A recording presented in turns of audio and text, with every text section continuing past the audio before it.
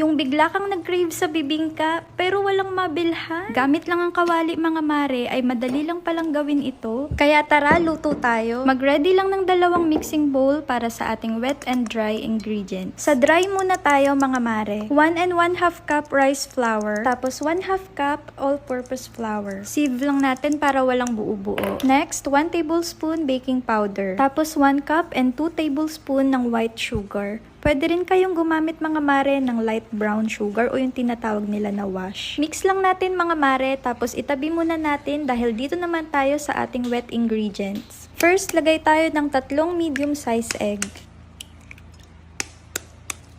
Tapos 200 ml ng coconut cream o yung unang tigas sa nyog mga mare. Coco mama, baka naman. Maglalagay nga rin pala tayo mga mare ng 3/4 cups ng fresh milk. Pwede rin ng evaporated milk.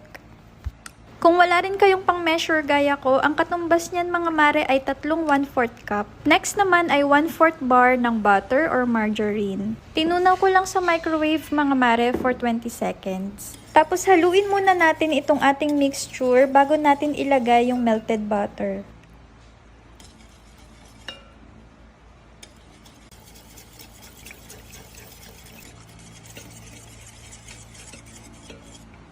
Ngayon naman mga mare ay pagsasamahin na natin ang ating wet and dry ingredients. Kalahati lang muna yung nilagay ko. Haluin lang natin tapos ilagay na natin yung another half ng wet mixture. Pagkatapos mahalo ng mabuti, dito naman na tayo sa kalan mga mare. Nagpakuha ako kay daddy ng dahon ng saging. Tapos papadaanin lang natin ito sa apoy para lumambot. At hindi tayo mahirapan kapag nilagay na natin sa kawali. Sakto at bare months na mga mare. Alam kong ang iba sa inyo ay nag-iisip na kung ano ang pagkain na pwedeng ibenta. At itong ang ginagawa nating bibingka sa kawali ay pwede ipang negosyo. Mura lang kasi ang kakailanganin na puhunan at napakadali lang din sundan ang recipe. Kaya kayang-kaya nyo ito gawin mga mare. Ginupit ko nga rin pala itong mga sobrang dahon sa gilid ng kawali para pantay-pantay at magandang tignan kapag naluto na itong ating bibingka. Bago natin ilagay sa kawali yung mixture, nagdagdag pa nga pala ako mga mare ng grated cheese para mas masarap. Ito ay optional lamang mga mare, depende sa inyo kung gusto nyong maglagay. At pwede rin nga pala kayong maglagay ng laman ng buko.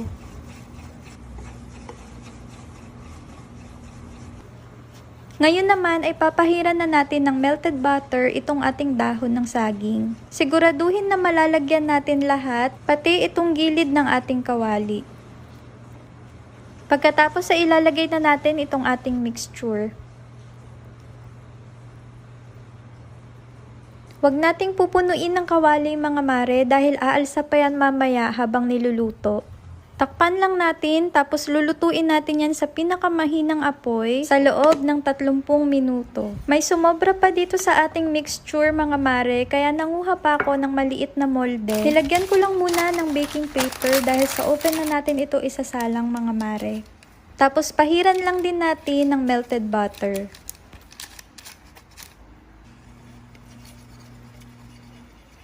Bali mamaya mga mare kapag luto na ito, maikukumpara natin yung luto sa oven at luto sa kawali. Isasalang lang natin ito sa preheated oven, 150 degrees Celsius, tapos iset lang natin ng 10 minutes muna. Iaahon natin yan mamaya para sa toppings.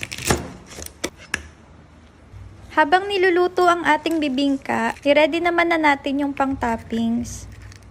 Mag-slice lang tayo ng isang itlog na pula at maglalagay rin tayo ng quick melt cheese. Pero depende sa inyo kung anong cheese ang gusto nyong gamitin.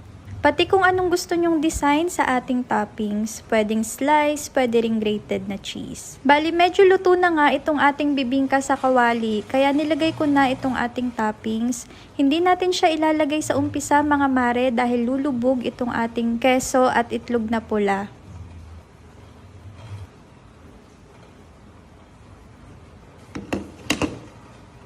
Takpan lang natin uli mga mare at lutuin for another 10 minutes. Nilagyan ko na nga rin pala ng toppings itong nakasalang sa oven. Pagkatapos ay ibabalik na natin at hintayin lang natin na matunaw yung cheese niya sa ibabaw.